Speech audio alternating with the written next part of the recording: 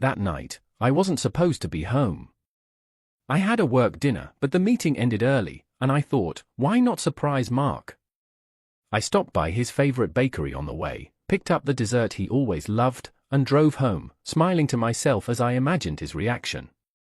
The house was quiet when I arrived, the kind of quiet you only notice when something feels off. I didn't turn on the lights. I wanted to catch Mark and Clara in one of their playful moments. They had always shared such a special bond. Also, I thought. As I walked down the hallway, I heard murmured voices coming from Clara's room. At first, I smiled, thinking they were sharing some secret father-daughter moment. But as I got closer, something about the tone made my stomach churn. The muffled sounds weren't playful or innocent. They were wrong.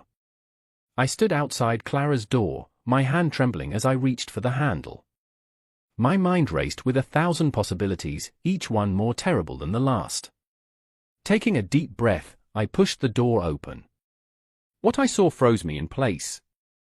Mark, the man I had shared my life with for over 15 years, was with Clara in a way no father should ever be.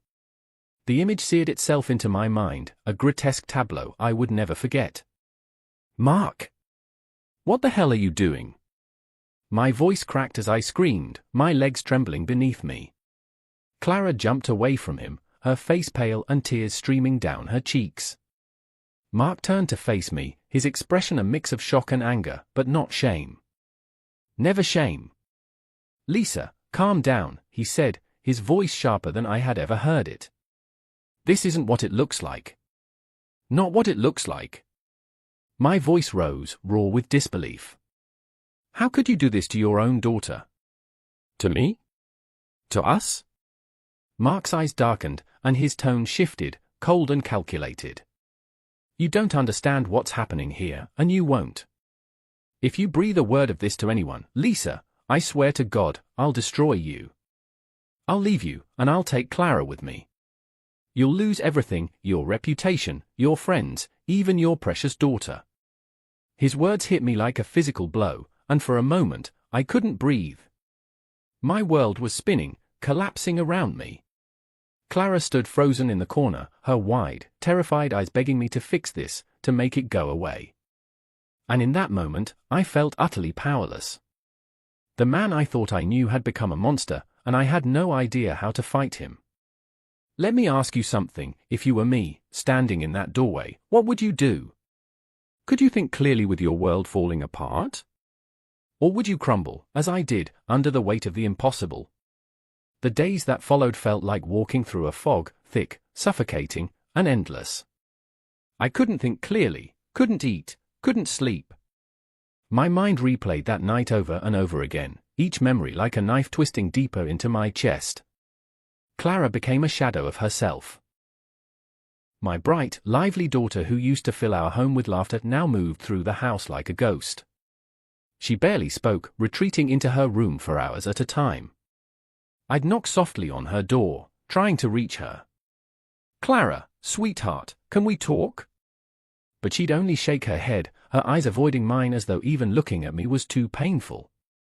And then there was Mark. He played his role to perfection, smiling at the breakfast table, chatting about work, acting like the devoted father and husband. But when we were alone, his mask slipped. His voice would drop to that icy tone, dripping with venomous threats. Remember, Lisa, he whispered one night as he passed me in the hallway, you don't want to ruin this family. Think about Clara. Think about what people will say. Every word felt like a slap, a reminder that I was trapped in a nightmare with no escape. I began noticing the little things. The way Clara flinched when Mark entered a room. The way she avoided his gaze, or anyone's, for that matter. The way her hands trembled when she thought no one was watching. At night, I'd lie awake in the dark, listening to the muffled sound of her sobs through the walls. Each cry tore at my soul, but I didn't know how to reach her, how to fix what was broken. One afternoon, I was tidying up Clara's room, hoping to feel closer to her, when I noticed her journal tucked under her mattress. I froze. It felt wrong to invade her privacy, but desperation pushed me forward. I needed to understand what she was going through, even if it meant crossing a line. Flipping through the pages, my hand shook as I read her words. Each entry was a dagger to my heart. I feel trapped.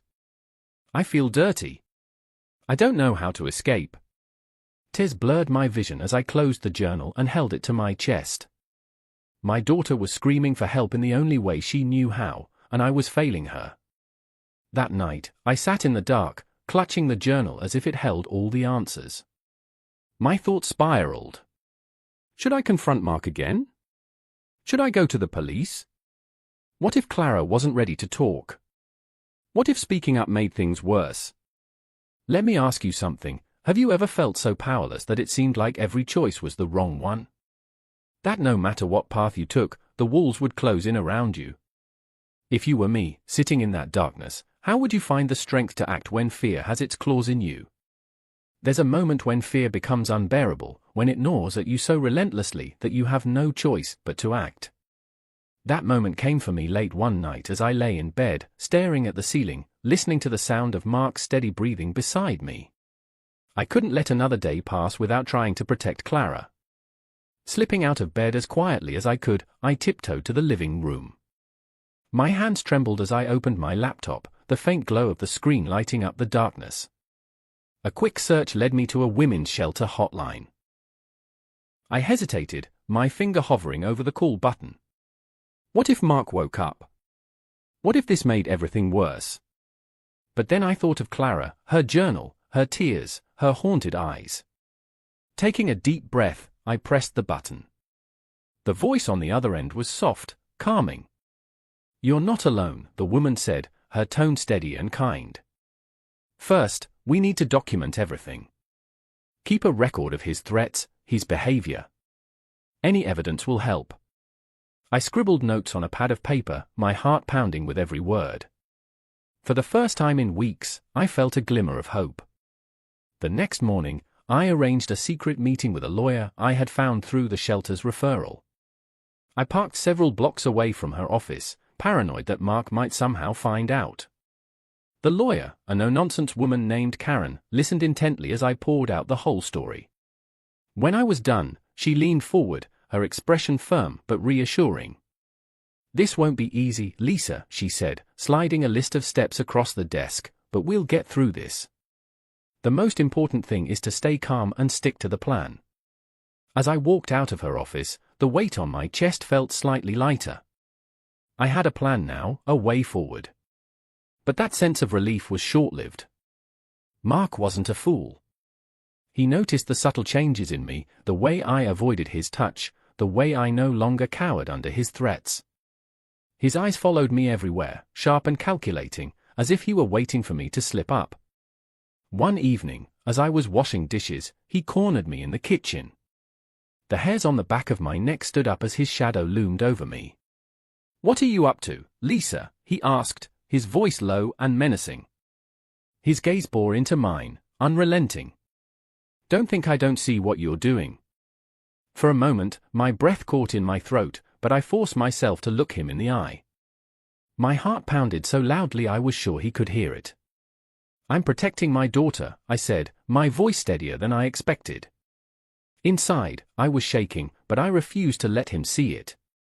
His lips curled into a cruel smile. "Protecting her? From me? You've always been dramatic, Lisa." I didn't respond. Instead, I stood my ground, even as my hands gripped the edge of the counter to stop them from trembling.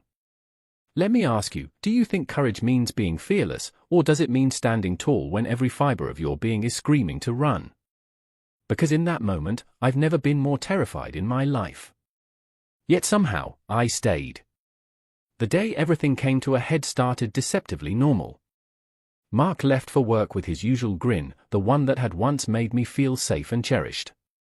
Now, it only made my skin crawl. As soon as his car disappeared down the street, I made the call. My voice shook as I spoke to the officer on the other end. "I need to report a crime," I said, gripping the phone like a lifeline. I laid everything out, the journal, the recordings, the unbearable weight of Clara's silence. The officer listened patiently, his tone calm but firm. "We'll handle this," he said. "Just make sure you and your daughter are safe." By the time Mark returned that evening, the house felt like it was holding its breath. I sat in the living room with Clara beside me, her small hand clutching mine so tightly it hurt. The knock on the door came just as Mark stepped inside. "What's this?" he demanded, his smile faltering as two uniformed officers entered. "Mark Johnson," one of them said, "you're under arrest." His laughter was cold and bitter. "Arrest? For what? This is ridiculous." But as they cuffed him, his bravado cracked. "Lisa," he shouted, his voice raw with desperation and fury. "You'll regret this. Do you hear me? You'll ruin everything." I didn't respond. I just held Clara tighter, my heart breaking as I watched the man I had once loved being led away. Even in that moment, there was a pang of grief. This was the man I had chosen to build a life with, the father of my child. How had it come to this? But there was also relief. The chains he had wrapped around us, his threats, his manipulation, his cruelty, were finally broken. The days that followed were a blur of paperwork, police interviews, and court proceedings. Clara's testimony, though hesitant and tearful, was brave beyond her years. The journal, the recordings, and the small but significant details we had documented painted a picture too vivid to deny. Once the legal storm began to calm, Clara and I started therapy. The first few sessions were unbearable. Clara refused to speak, her gaze fixed on the floor, her hands twisting nervously in her lap. I wondered if we were doing the right thing, if healing was even possible. But over time, small cracks appeared in the wall she had built around herself. One day, she whispered, "Mom, I didn't think you'd believe me." My heart shattered and mended all at once. "I'll always believe you," I said, tears streaming down my face. It wasn't easy. Some days, it felt like we were taking one step forward and two steps back. But little by little, Clara began to reclaim pieces of herself. She started drawing again, filling sketchbooks with bright, hopeful images. She even laughed one evening, a sound I thought I might never hear again. As for me, I wrestled with my own guilt. Could I have seen the signs sooner? Could I have done more to protect her? The questions haunted me at night, but I knew dwelling on them wouldn't help. What mattered now was moving forward, together. Let me ask you, what would you do if someone you trusted turned out to be a monster? Would you find the strength to fight for justice, even when it feels like the world is against you? Because if there's one thing I've learned, it's this: fear might paralyze you, but love will always push you to act. We've learned to find strength in small victories. Clara's first genuine smile after months, her growing confidence in therapy, and my ability to let go of the guilt that used to keep me awake at night. The scars of betrayal don't disappear, but they fade. And in their place, love and resilience grow. If you've ever faced a situation where fear kept you silent, remember, you are not alone. There is always a way out, even if it feels impossible. Now, I turn this story over to you.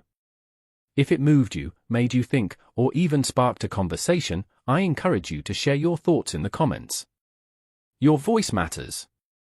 And if you haven't already, don't forget to like this video, subscribe to the channel, and hit the notification bell so you don't miss more stories like this one. Together, we can keep the conversation going. Thank you for listening to my story, and remember, there's always hope, even in the darkest moments. This is Anonymous Stories. See you soon.